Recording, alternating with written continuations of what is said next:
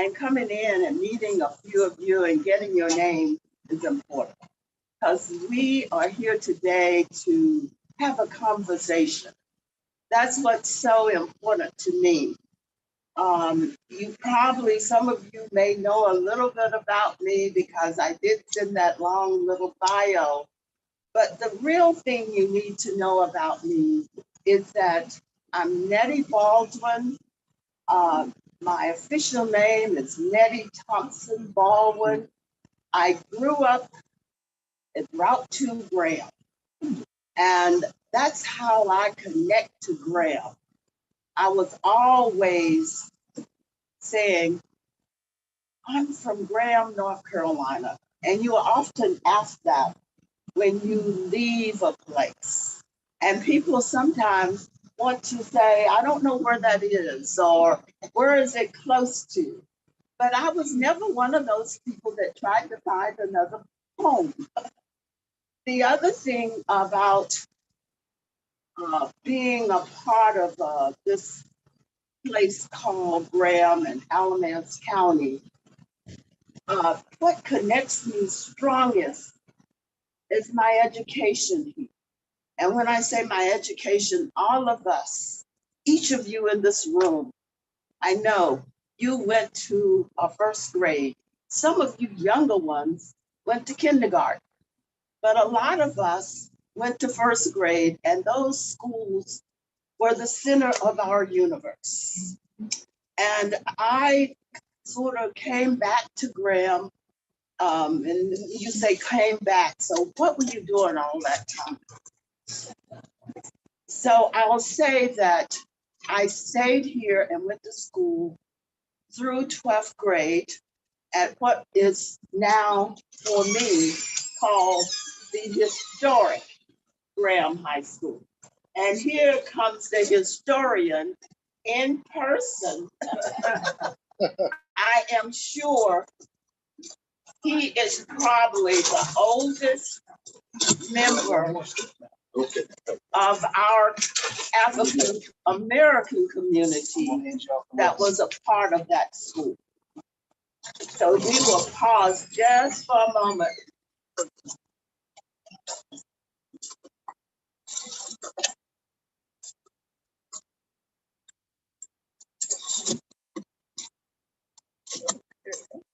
Good morning, Clinton.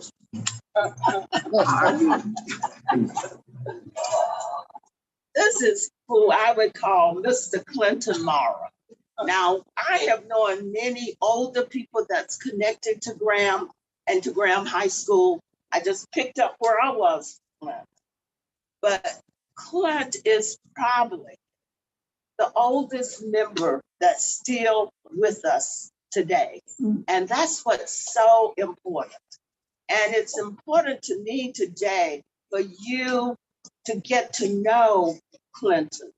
Some of you know him anyway, you have to. He's one of these people who stayed in Graham. And he has a long history. He could give you all kinds of stories. His cognition is still great. He tells me he's not feeling as well and he's having some medical issues, but the man is 97 years young.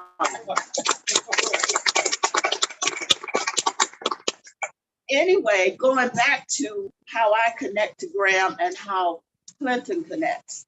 This was our school, Graham High School.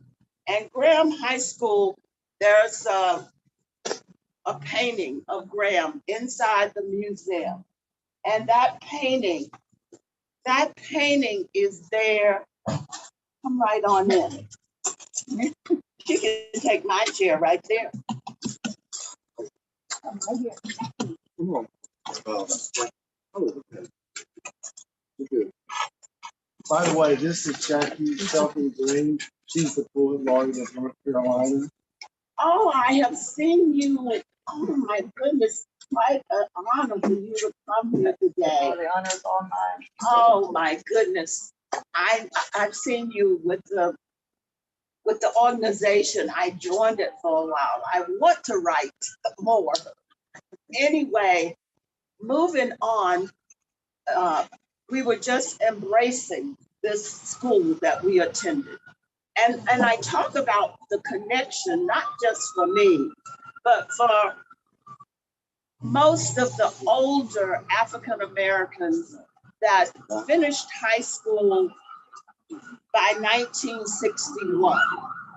And I could give you a whole lecture just about the school. That school started in 1931, but the first graduates were not until 1938. Those were some of the first schools in the county of Alamance for African American children. We had two other schools that started 1928 in Burlington, the city of Burlington, and one other school in the township of Pleasant Grove and Fawcett Townships. But Graham, all of the people who lived in the county, if you were rural, you came to Graham High School. And Did you travel from down there at Pantaloon all the way here? today, Well, I mean, back then. back then, yes. And before we had a high school in Graham, the first school was a training school in Burlington. And if you finished the elementary school, we had a lot of one-room schools. I actually went to a one-room school that was called Morris Grove. And that would be where we would say in Saxby Hall today. But on that day, it was on a muddy, dirty road that was on the property of my grandparents. Remember that? Morris Grove. And you may know the connection to the Morris on Salem Church Road. That first school was on Salem Church Road up on the hill. And I've researched the history and found that that school was given, well, it was the first school for colored children in Thompson Township. And from that school, another school was built in 1949, not 1949, 1929, on what is now Morris School Road. But that is right off of, off of 54. You probably know where it is. Middle Spring Road, like you going to the landfill. That's the landmark today. But that school is a big part of who I am today.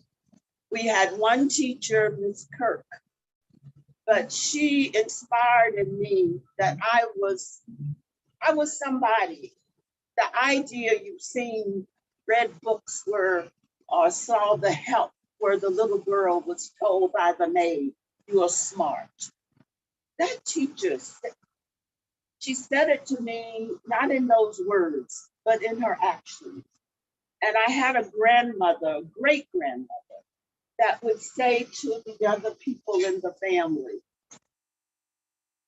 "Listen to that girl read." Evidently, I loved the books and I loved school. I also left that school because one-room schools closed in North Carolina in 1949. And I was 9 years old at that time. I went to Melville. You know about the Melville School. And from the Melville School, somehow my relatives, and I say my relatives, my father, my grandmother, great aunts and uncles, the village, decided that I needed more. And so I went to school in Burlington. And why did I go to school in Burlington? Because by policy, we had a bus by then as to travel to school. And I wasn't allowed to go to Graham to school then. We had this school that I talk about here. But I had to go to Melba, and the policy said, no, you can't ride that bus to Graham, because some children were going to Graham because they were already in high school. So instead, my family sent me to Burlington, to J.F. Gunn, to elementary school. I did I think it was 6th and 7th grade in Burlington. fifth grade in Melville, and first through fourth in the one-room school called Mars Grove. Yes, I did skip a grade in those days. It wouldn't be possible today, but that was the teacher I had. And what is around you tells you who you are so often without your even knowing it. From Graham, I went to Bennett College, and while in Bennett, you know, there are a lot of other things going on. And I had met Wesley Baldwin, who's standing here. You can come up here so they'll get on the camera. I met Wesley Baldwin. He was from Graham. He just lived down the road from the schoolhouse. But he was a little bit older than I, so there was no notion that he would have dated me in high school. But by the time we got to college, it was a real thing. So my journey after going to Bennett really started with him. He graduated from North Carolina A&T and had an ROTC assignment. He finished that program as a second lieutenant, and he had orders for Germany. And being the country girl, an African-American child, a colored girl, a Negro girl who had that chance to go to college. And then I was going to drop out. And we didn't call it a dropout. But I know my family thought, you just running off with the soldier. But we went to Germany and our life just expanded. We met loads of people. And he stayed in the military 26 years. And after we went to many places, but my connection to Graham is there all the time because in the Army, you have to have a home of records. And what was my home of records? Graham, North Carolina, because by then he lived off Gilbert Street in Graham. Once we settled, we considered coming back to North Carolina for a time, looking at jobs, but we ended up in Washington, D.C., like a lot of your relatives and a lot of probably your children and offspring, because you go where you can find the work. And we thought our opportunities were greater at that time in Washington, just like many people migrated. Many of them were African Americans, but many of the people who migrate are from all nationalities, all colors, and all kinds of people we know. But going back to this connection, and I'm going to have Wes pass out this piece that I have kindly connected so you can think about your connection to Graham. So I have always wanted to be connected, and by the time around 2002, I came back to Graham, not just for a visit, but I came to Greensboro and was teaching at North Carolina A&T. And one of the things that was so important to me was connecting to my hometown. And it's one thing to be connected by address or by where you were born. I happen to have been born in Guilford, and that's another story. I had a very sick mother, and evidently at that time, L. Richardson was a Black hospital, and that's where I was born. But anyway, going back to that connection, I started to think about history and where were we? I have spent a lot of time across the world, and I know that you walk in a museum, or you looking for writers and poetry and all of that, and you try to find yourself. Where are you? And all of us do that. It's not just African Americans, all of us look for ourselves. And when I talk so poignantly about what we look for, I spent much of my life studying development, human development, and counseling. And what is it about us? And we are not so different. Genetically, we are so much alike.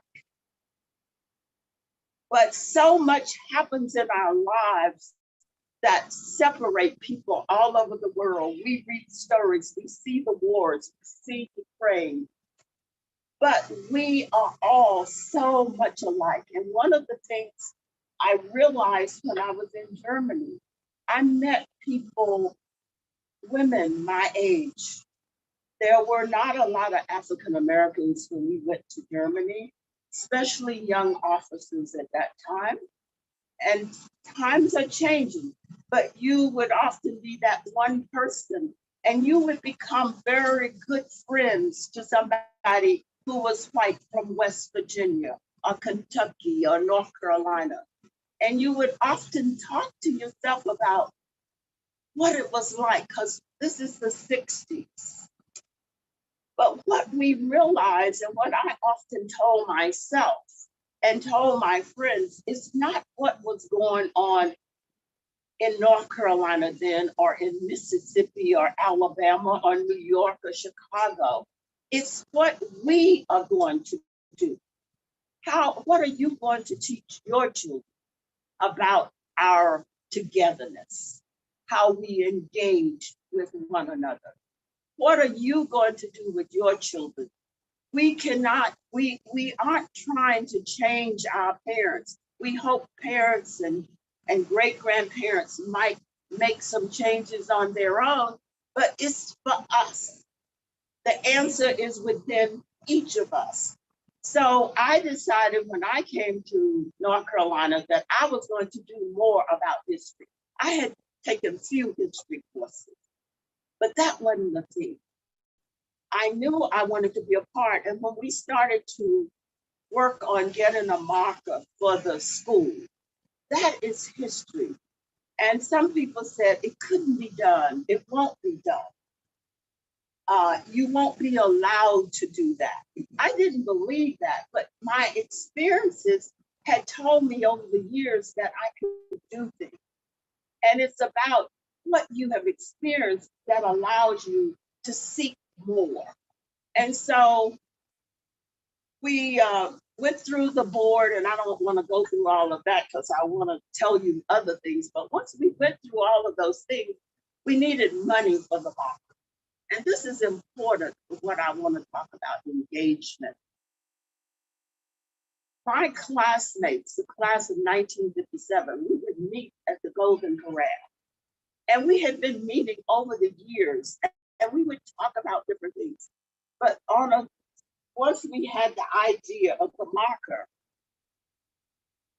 Carolyn Graves, who lives down the street on McCannon Street, she is wonderful. She did a lot of the work. We were going to try to have a fundraiser, but we decided that while we were at that meeting talking about a fundraiser to make $2,400, someone raised their hand and said, why don't we give $50 a piece? And before we left that room, we had $900, $1,100. My husband always corrects me. And Clint Marr's wife was one of those people, Sally Lovelace Marra, school teacher for 40-some years. You all know her, a member of this community who passed, 3 years now? But anyway, out of that, what we saw that when there is something that people want, they find the money. A lot of these people, we were almost not 80s, in our 70s, everybody retired. Many of those people had not had great jobs, but they wanted that marker. When we introduced the marker and Jerry Peterman came and several people came from the school board. The African Americans turned out. And so many of our leaders of Graham, Alamance County Schools were there. So when we can find what people want, we will find people who will engage, I believe. But I want you to think about what you believe and how we connect. I talked about how my experiences have allowed me to stay connected. And then it wasn't just the marker. Once we got the marker, we needed to write it down.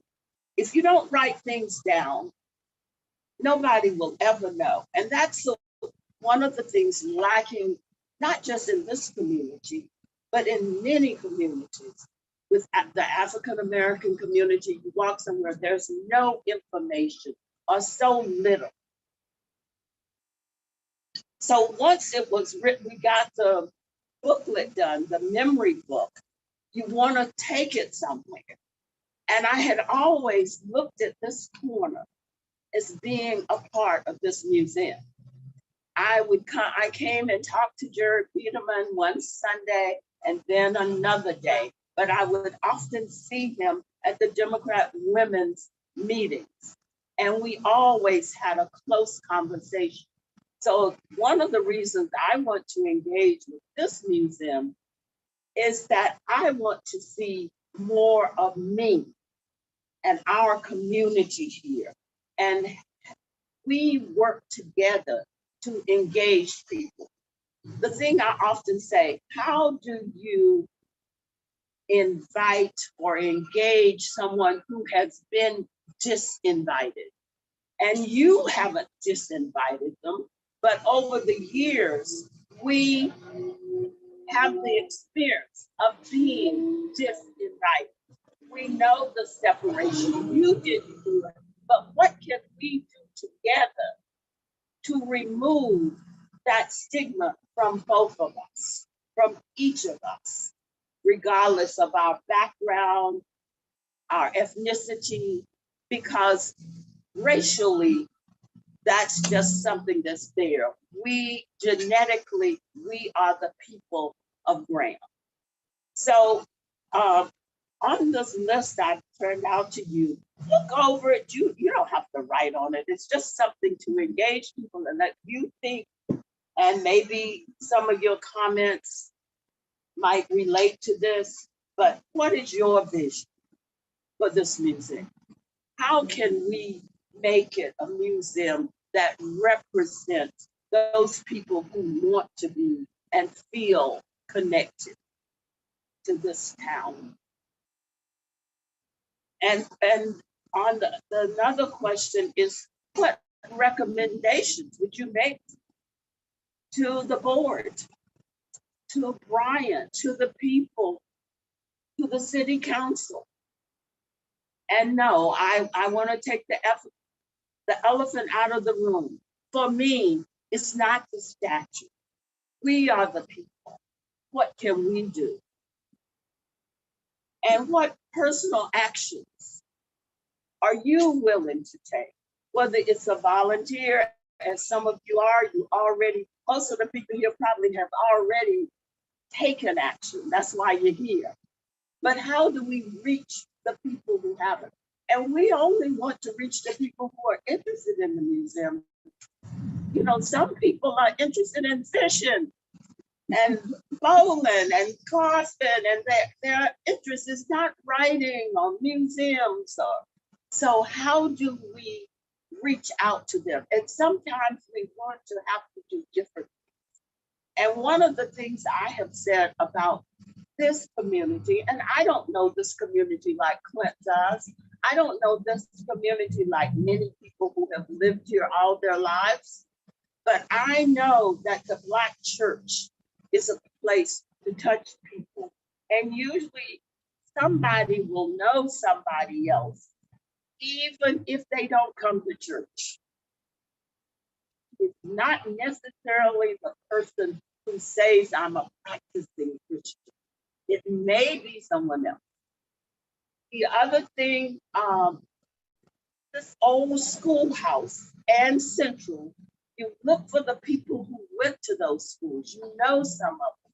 Some of them were interested in sports, but there are still some who reluctantly maybe is not able to believe that you want her or you want him. But I know both parties have to work at it. You have to believe that this is your town, this is your museum. And you have to believe that there are a way, and when I say you as leaders, have to believe that there are people out there who may not feel strong enough to speak up. And so it's not me, I try to talk to them all. Anyway, questions and comments that you would like to make, because I did have no intentions of talking the whole time, because each of you have all kinds of experiences beyond mine.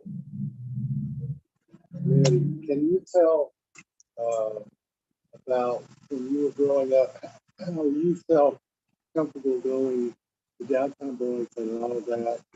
You remember, you know what I'm saying? Well, growing up, and I've thought about this a lot. When I was growing up, I grew up on what was the Austin land, and it backs up for people who know the area, and most of you do. It backs up to that Jordan area that's on Bethlehem Road, and our land came off of Mineral Spring Road, but I didn't even know a name for Mineral Spring Road then, but it was 100 and some acres. Now, I grew up with that knowledge from my grandmother. My great grandmother was, to me, was just, she knew everything. She was a midwife. She was accepted in the community, not accepted, in my mind then, she was accepted, and we walked through that community like we owned everything, and the houses around us, not close, through the woods. You would go to the Crutchfields and the Odoms, and they would say, Aunt Emma. To me, that was fine in those days. I didn't have a connotation that meant less. I had this strong great-grandmother. She wasn't my grandmother, she was my great-grandmother, who acted like she knew everybody. Roby Newland, who was down there, he was some official. Duke Paris, those were names, and George Paris. I didn't feel less growing up initially, and many of us didn't. Parents had a way of protecting you, and especially, I think, when you lived in the country and owned your land. I had never heard that concept until I was a little older, that I'm a sharecropper's daughter. And so when I would come to Graham and Burlington, I knew little about the separation at 9 and 10. I moved around town. We came to town every Saturday. I doubt that there were a few Saturdays. And then when I went to school in Burlington, there was no transportation to that area, Saxby Hall, but there were mill people who would catch the bus there at this old Sears Roebuck, where the library is now. And I don't know how I connected to them, but I would go and get in a station wagon and drive home with them. Maybe my father connected, he worked for the Jordans, but as they tell me today, he was a handyman that did all kinds of things. But one time I was working with something historical down there, people who didn't know him, and they said to me, they didn't know it was my father at the time. I was talking on the telephone, I think it was the principal of the school and someone else. And so she said to me, the butler's wife is still living. And as I talked about it, as she continued to talk, I said, you're talking about my father. But my father was he worked the yard and the fields, but he could serve a party, he could carve the things, and he was one of these good old George Thompson, you may know him. So I grew up feeling like things were okay. Until I got older, I went to separate schools, but I would go to the theater. I would go downtown Burlington. I knew it was a lot that I was exposed to because all of those families. I knew Davis Street, where the wealthy people were. That's another connection that I talked to Compton Russell about.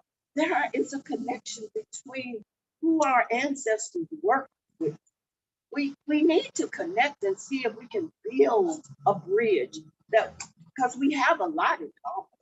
Anybody who has cooked your food, taken care of your babies, nursed your babies, you have to have something in common. And Russell and I have talked about that because they had a family business and they had a connection to customers. There are so many ways for people to build a bridge. So I don't know that I lost a lot of confidence, but by the time I got into high school, I realized that there were differences, but I wasn't angry about it. At that time, I believed that if I were educated, I would be accepted. And I think so many people believe that, but our acceptance is beyond education. It's something else that has become a part of our upbringing. And it didn't start with my parents or your parents. It started many years ago. And I'm not going to go into that. I'm not afraid to talk about that, but we don't have to discuss that now. Russell. I'm going to ask another question. Okay. Can you talk about when you and Wes were young and Martin Luther King was coming along, what that impression and what that made you feel like? She had a doctor's appointment. Miss Jenkins, she is a native here and has lived other places, but that's Troy's mama. Yes. Yes. But a question was just asked about what was it like during the Martin Luther King era. It was interesting. When I graduated from Graham, I went to Bennett, and that first year that we were there, and I think I did know the exact date, but I think I went in 57. In 58, Martin Luther King came to Greensboro. And giving you a little history, Greensboro was a town at that time, North Carolina, the South, that Martin Luther King would not have been allowed to speak in public areas. I was at Bennett, a private college, with a woman president that had a lot of confidence and believed that she could invite King there. And that's where he came. He could not go to A&T. It was a state-run school. Everybody came there. I had a lot of pride then. I didn't know a lot about the history, but as a child, as a young girl in Burlington, I had sold the Journal and Guide, which was a Black newspaper north of Virginia. And I knew a lot about the things going on in the South, but I also believed that, God, we are better here. You know, you tell yourself what you want to believe. And so Martin Luther King came, and what was inspired in me still is that you need to work hard. Bennett told us you need to work harder.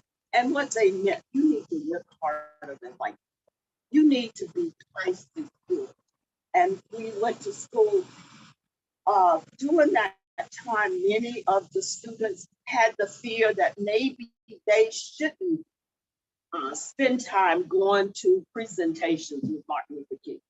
They were in fear that maybe something would happen to them, their parents, because we didn't all embrace King from the beginning. And even in the end, we weren't all embracing him. But somehow we did. Wes came over from A&T, and during that period was a time when we were registering people to vote. I would go to people's houses and babysit while they go to register or do anything like that. The sit-ins came around that a couple of years later. Wes had gone, but I was still at Bennett. I did not sit in, but I knew I was very much a part of what was going on. And so it was a time that instilled, it instilled pride and the belief that you could do well and be connected, belong to this society. Because Huh? We're in Thailand. Yeah, we were in Thailand when he was assassinated.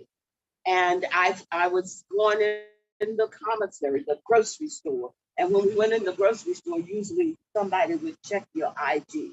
And that's how I was told he was killed. When JFK was killed, we were in Washington State. So all of those things had an impact on us. And we believed that this was going to make life better, not the assassination, but those people. Anything else? What are you? You go to the seminar, why you weren't part of it? You go. I did not sit at the council. No, I You did go not. there. No, I was not one of those women that sat there.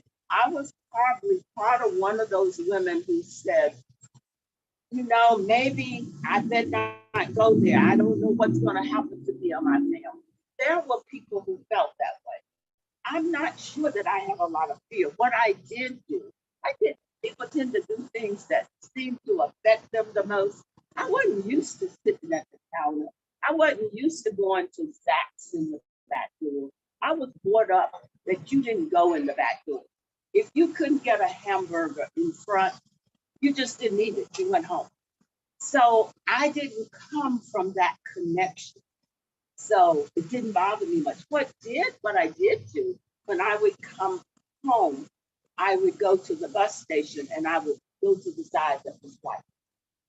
When I remember coming to Burlington and I was on the side that was white, and people would say to me, other Black people on the other side, fearing for my being there, would tell me, you know, you're in the wrong place. And those were the things, because I knew I had to travel. The train station, I remember the train station in Greensboro, those were the kinds of things I did. And then during that Martin Luther King era, when Wes was the second lieutenant, being a part of wives clubs, being a part of that military society, so often military society was like, you know, the country club. And we said rank wasn't important, but rank was. The military to me was a part of the experience that worked on a plan for all of us. And what I mean by that, the military could say, we are going, you know, we're all together. So as officers, you went to the same things. We didn't all think the same way, but we went. And as a young girl coming from a segregated world and ending up in Germany, I can remember the captain and his wife, who happened to be white, came to visit because protocol, it didn't matter. We socially were together. And so they asked me if I played bridge. I knew how to play whist well. Black folks played whist like mad around Graham. And whist was very similar to bridge. And at Bennett, I had played bridge a few times because we had an exchange with Mount Holyoke and Sarah Lawrence, those women colleges in the North. So I immediately said yes, but this is the kind of person I am. And I started playing bridge. I was effective. I won. And so people wanted me to be a partner. They didn't look and say, this colored girl or this Negro girl. We played bridge all the time. And I have to bring this up. This might show you where I came from. The men would be in the field a lot in Germany. And I would play bridge with a bunch of women, and we would play. Sometimes we'd bake a cake while we playing. And one night, one woman, probably 12 or 1 o'clock, she started singing, "Any, many, miny, mo." Now, this is in 1962, 1 or 2. "Any, many, miny, mo. Catch a nigga by his toe." The big N word. And, you know, I'm sitting there getting heated. Another Black woman with me, she's older, she had said, and I finally said, "Come, you can't say that." Now that was a big move in that day. Her husband was a captain, and he might have been a first lieutenant by then, I don't know, second lieutenant. And I said, "You can't say that." And she says, "Why?" My people in Georgia say that all the time. I said, Carmen, that is wrong. And I didn't go into a long lecture, but I told her, you talking about me. She lived across the street from me. We all lived together. We socialized together. But the big story about that, some of us remained friends the rest of our lives. Many of us did not connect when we got back to the States. I mean, if we were on an army post, we'd be together, but we didn't have that social deep friendship that many of us don't have today. It is, that bridge is hard to be, to have a social friend that you engage with. We did. Yeah, well, I want you to cover when you came back. Members of the museum. Okay, and when we came back to Graham, it wasn't just the museum. I'm really always able after Germany, maybe after Bennett, because it was a hard job just going to Bennett. They told me all those girls were so well off leaving. But after going and traveling, when I got back here, the Genealogy Society, there's a sign up on in the library saying it's there. And I'm interested in genealogy. So I joined. But when you join, sometimes you're the only African American there. And sometimes I think people think you might not come back. But we stuck with that group because I felt the stories I need to know about me and my ancestors. My ancestors are not all black. My ancestors go back into the history of slavery and go back into England and Ireland. And most of us are that. We are so genetically connected. So that society, and many of those people, are old, not old, but they are not the young people we see. Some of you sitting out here, they're people who have experienced life in a different way. They have experienced that segregation, but eventually they were very accepting. And, we would learn more about what was going on at the Presbyterian Church and who was buried out there. And one day I was over at May Memorial Library, and Lisa has a workshop she does on genealogy. And I started talking about the Maras and Bethlehem Church Road. And a gentleman walks over and he speaks up because the question was about what's the difference between a farm and a plantation. We were talking about plantations. And so I had to speak up and give my little spiel. And then this gentleman walks over after I tell about finding the plantation that I believe to be our family. And he came over and he said, that my grandfather, great grandfather, he built that. You don't find those things by staying at home or by just going on the internet. You got to get out there and meet people.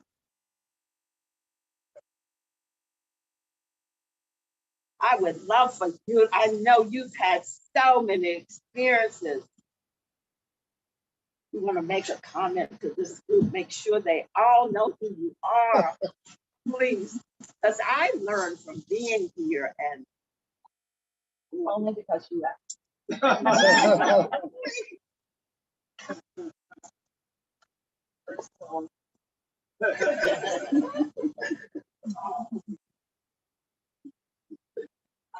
Wow, it's an honor to be here. I actually live in Nevin. I was born in Nevin. My great grandfather is Hasby Holt, and my family comes from that place. So I really want to talk to you. I want to interview you for a project that I'm working on. My executive director of the department I work in it too, the Duke University Center for Documentary Studies, and Chris Sims, who lives in Nevin, and I taught Chris 1,000 years ago. He's now my boss. But Chris and I received a grant from Duke to we're working on a research project on the history of race relations analysis. So Chris is doing the photography of the photographer, and I am researching people because I want the stories of people and their experiences now that relates to race relations to keep their voices, and then I will embellish, work with, weave those stories into a poetic narrative for this book. So I just had to come in. Oh, here you. I want to thank Russell, who I have known since I was a child. Yeah, my mom, my family, big supporters of your family business. That's how we know each other. He still remembers my 105-year-old mom, who's still 35. So thank you. That is so important. Thank you for coming.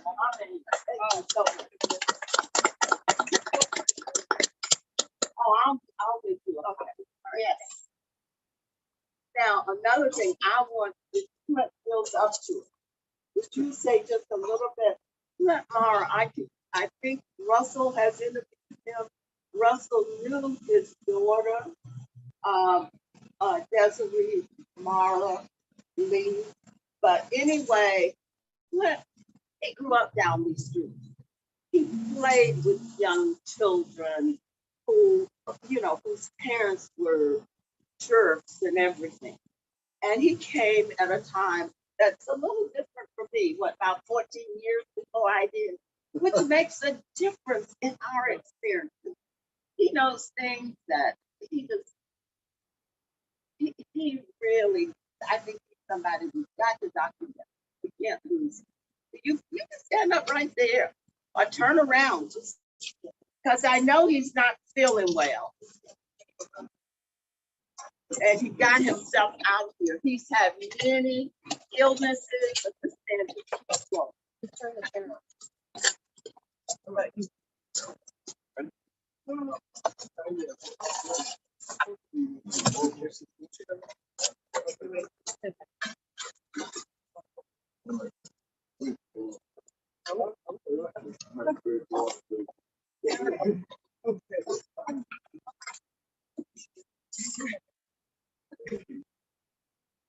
It's going to hurt my eyes, but I'm glad to be here.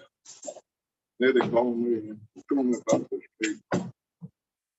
I have been here for a little longer than some of you. Some of you probably know who I am fine. But I know I'm older than you in age. I was born here in Graham, raised part with my grandfather and grandmother in Black Hall. Wow, too. That was because when I was real young, I stayed in a little trouble sometimes. Like, but I grew up with one of the sheriff's children, Alamo, his two sons was a great friend of mine.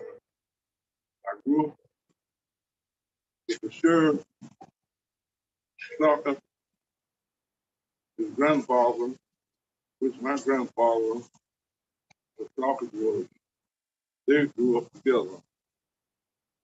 I've seen many changes here. I know the things that we have done. My wife always said, what happens between the races? Don't hold the people against some of them because they don't know any better. Education has done a lot for us. Those of us that praise the Lord, believe what he said, we will not do the things that we shouldn't see others doing. What is happening at this day and time is one of the greatest. It's a miracle to certainly set on the wrong side. The little word, S-I-N, has caused a great deal in this country. If you read the Bible, you find out that the good Lord done things in different places. Sometimes the wicked governors or their king that were serving the people that wanted to serve God. We that want to serve God should not hold people responsible. We should try to educate them. My wife, she loves children. My wife dedicated her life to children before they integrated and after they integrated.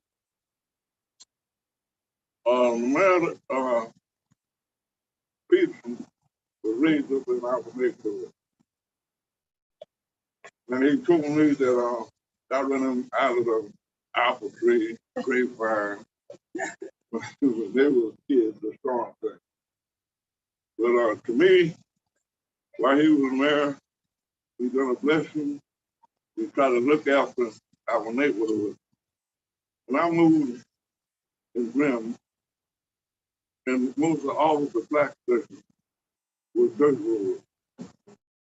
Things have changed.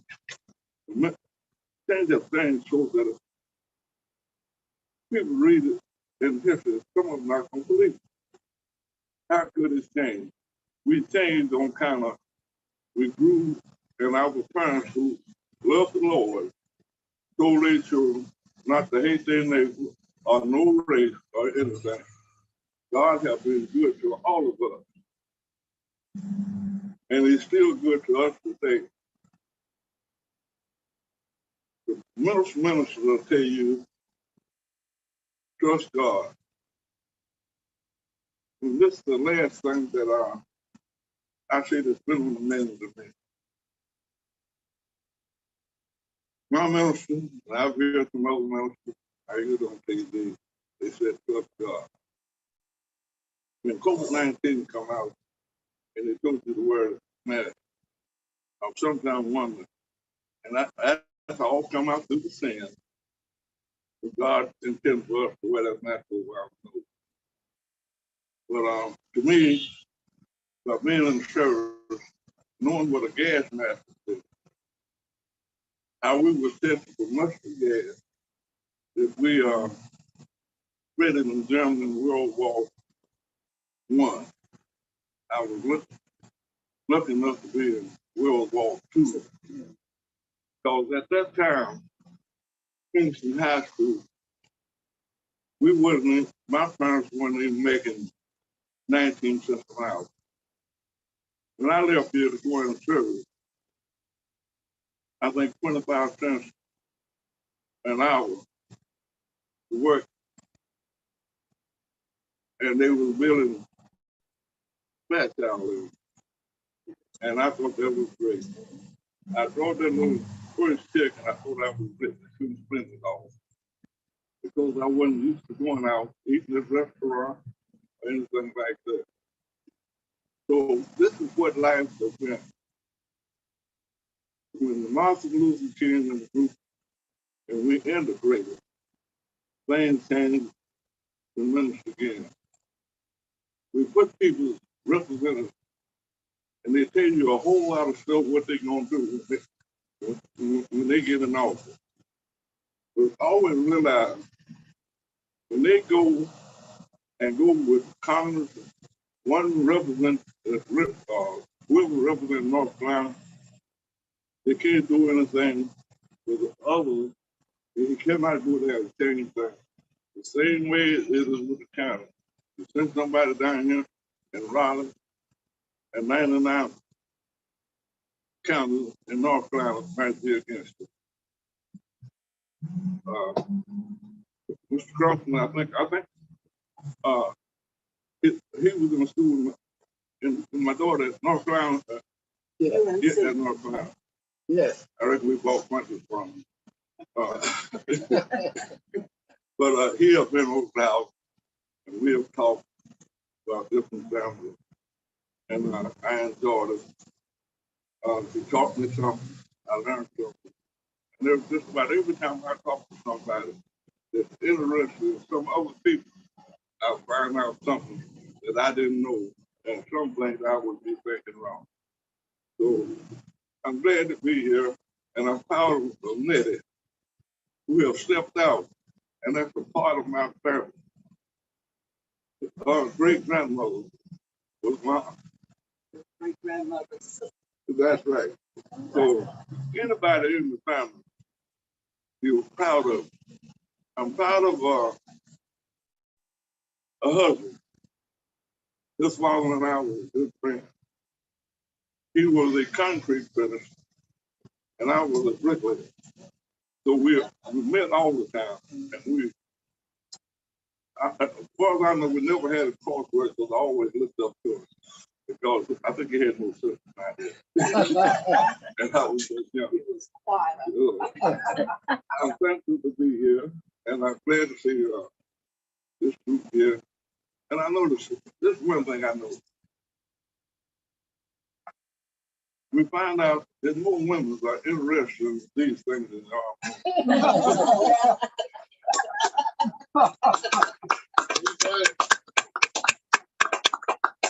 Thank you so much. Get what that's something. So one thing I want to add to this that's so important that Clinton talked about the bricklayers and the concrete finishers, but it goes beyond that. There are so many people based on the jobs often that they had to have and the training that they had been able to receive, because I talked about when we really that big gap in schooling. But those were people who laid the foundation for so much of our counties and towns. And we cannot forget them. One of the things I think about so often, the famous and the people who have made fame, we often want them on our walls and we want to honor them. But we've got to find a way to honor the ordinary people. And they are not all Black. They come in all forms. White men out there and Black men. There is work that has been done in mills. I can say many people worked in the boiler rooms, the mills, and places like that. How do we find a place to honor those people? Because we often talk about being on the shoulders of Martin Luther King, Sidney Poitier, and all kinds of people. But what about those strong people that got us to them? And all of us have people like that somewhere.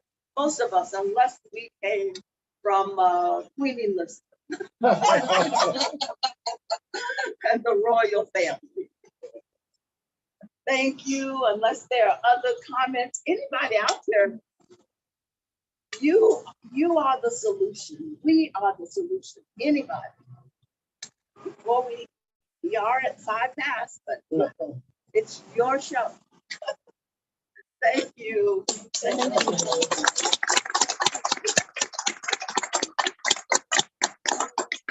This is a prayer line too, right here. And someone said they know her son who has worked so diligently at the Y for 20-some years. She's a customer of ours too. Yes. And she lived away and went to school in Washington, but she is homegrown and right back here in Graham, making away. Thank you, everyone, for coming out. I welcome you to visit inside the museum. Russell has worked to gather some works of local artists, whether they're painters or photographers or writers. So come visit that. You got to get a sneak peek and continue the conversation. Thank you again for coming.